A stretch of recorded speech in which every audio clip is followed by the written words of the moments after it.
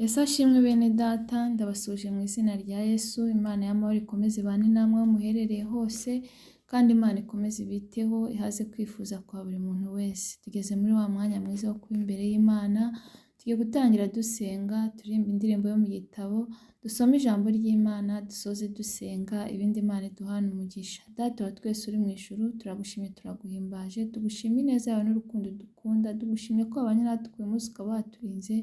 Tukaba tugeze aya masaha tugiye ku mwuka w'abazima, izina ryawe nirishyirwe hejuru.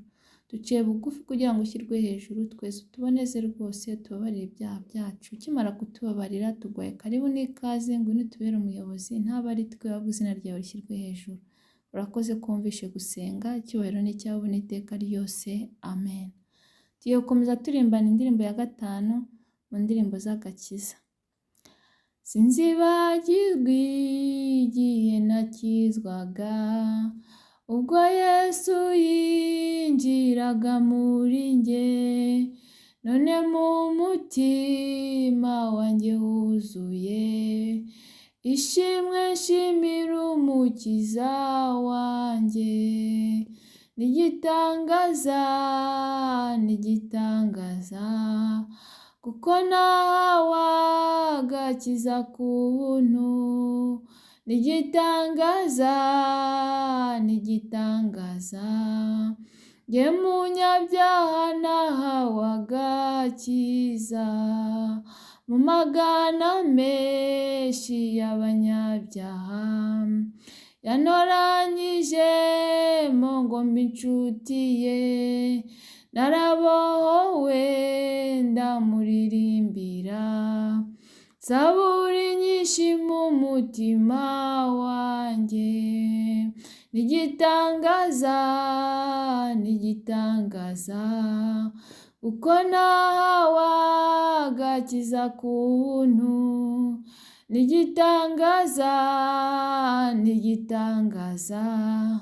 njye munyabyaha nahawe agakiza, kuko yampfiriye ku musaraba, ngo umutima n'umubiri bikizwe n'urukundo n'ubuntu butangaje, byatumye yitangira umunyabyaha. Nigitangaza uko nahawe agakiza ku buntu. Nigitangaza njye munyabyaha nahawe agakiza, namanukiwe n'umwuka w'Imana, anyuzuza mu rukundo rukwiye, nuzuye impundu mu mutima wanjye, abatirisha imbaraga z'ijuru. Nigitangaza kuko nahawe agakiza ku buntu. Nigitangaza njye munyabyaha nahawe agakiza. Reka dukomeze dusoma n'ijambo ry'Imana dusanga muri Yesaya ibice 55 kuva ku murongo wa 1 kugera ku murongo wa 6. Umutwe w'amagambo uravuga ngo agakiza k'ubuntu gaturuka ku Mana. Reka nsome mu izina rya Yesu. Yemwe abafite inyota nimuze ku mazi, kandi n'udafite ifeza nawe naze. Nimuze mugure murye, nimuze mugure vino n'amata mudatanze ifeza cyangwa ibindi biguzi. Ni iki gituma mutanga ifeza mukagura ibitari ibyo kurya nyakuri? Ni iki gituma mukorera ibidahaza? Mugire umwete wo kunyumvira, mubone kurya ibyiza, ubugingo bwanyu bukishimira umubyibuho. Mutege amatwi muze aho ndi, munyumve ubugingo bwanyu bubone kubaho.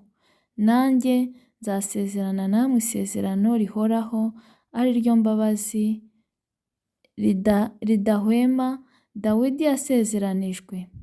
Dore mutanzeho umugabo wo guhamiriza amahanga, akaba umwami w'amoko n'umugaba wayo. Dore uzahamagara ishyanga utazi, kandi n'iryari ritakuzi rizakwirukira kubw'Uwiteka Imana yawe, kubw'Uwera wa Isiraheli, kuko azaba aguhaye icyubahiro. Nimushake Uwiteka bigishoboka ko abonwa, nimumwambaze akiri bugufi. Iryo ni ijambo ry'Imana. Uyu munsi nifuje ko tuganira kuri iri jambo, numvise ari ryo nabaganirizaho. Buriya haba hari impamvu. Umutwe w'amagambo uravuga ngo agakiza k'ubuntu gaturuka ku Mana. Agakiza k'ubuntu gaturuka ku Mana. Agakiza ni ubuntu, gukizwa ni ubuntu, ntabwo bisaba ibiguzi. Kuko yavuze ngo namwe mudafite ifeza. Abantu bose, umuntu uwo ari we wese, Imana iramwakira. Ni ukuri, nimuze mwakire agakiza, nimuze mwakire Yesu nk'umwami n'umukiza. Ni ukuri, nimuve aho ngaho muri, muze mwakire Yesu nk'umwami n'umukiza, kuko Yesu niwe ukiza abantu kandi niwe utanga ubugingo buhoraho. Hano mu ndirimbo twaririmbye haravuga ngo, igice cya mbere haravuga ngo sinzibagirwa igihe nakizwaga, ngo ubwo Yesu yinjiraga muri njye, ngo none mu mutima wanjye huzuye ishimwe, nshima umukiza wanjye. Ni ukuri, nicyo nababwiraga, gukurikira Yesu ntabwo ari ukuyoba. Ni ukuri, gukurikira Yesu ntabwo ari ukubura icyo umuntu akora. Ariko iyo Yesu yinjiye muri wowe, iyo wemeye Yesu ukamwakira nk'umwami n'umukiza, ni ukuri ubuzima bwawe burahinduka, umunezero ukaza, amahoro yo mu mutima ukayabona utayagiraga. Ni ukuri, amahoro yo mu mutima nta handi yava. Abantu benshi muri iyi si babuze amahoro yo mu mutima. Bafite buri kimwe, hari abafite amafaranga, hari abafite ubutunzi, hari abafite amazu, hari abafite byinshi, ibintu byose bigaragara, ariko babuze amahoro yo mu mutima. Ariko umuntu uyatanga n'umwe ni Yesu. Nimuze musange Yesu, arabaruhura. Yesu niwe karuhura. Aruhura abarwayi, aruhura abababaye. Yesu niwe karuhura. Ni ukuri, nimuze mumusange. Iyo Yesu akwinjiyemo, ubuzima bwawe burahinduka, ugahorana amashimwe muri wowe, nubwo wanyura no mu bikomeye. Ariko iyo ufite Yesu, uba ufite amahoro yo mu mutima, kandi niyo y'ingenzi. Ku gice cya kabiri haravuga ngo, mu magana menshi y'abanyabyaha yantoranyije ngo mbe inshuti ye. Ikindi, Yesu iyo wemeye kumwakira nk'umwami n'umukiza, akugira inshuti ye, mukaba inshuti, akakubera umujyanama, ndetse wajya no kuyoba. Iyo uri kumwe na Yesu, uri muri Yesu, Mwuka Wera aragufata akakugarura. Hepfo ku gice cya gatatu hakavuga ngo, kuko yampfiriye ku musaraba ngo umutima n'umubiri bikizwe.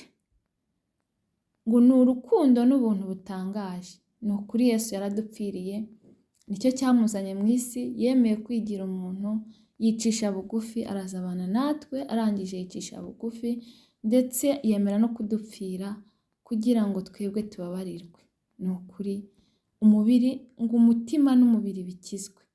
Turakizwa, imbabazi zituzaho kubera ko yemeye kwigira umuntu kugira ngo aducungure.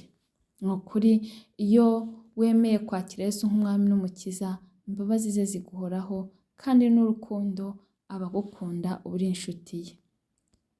Ngo namanukiwe n'umwuka w'Imana, anyuzuzwamo n'urukundo rukwiye.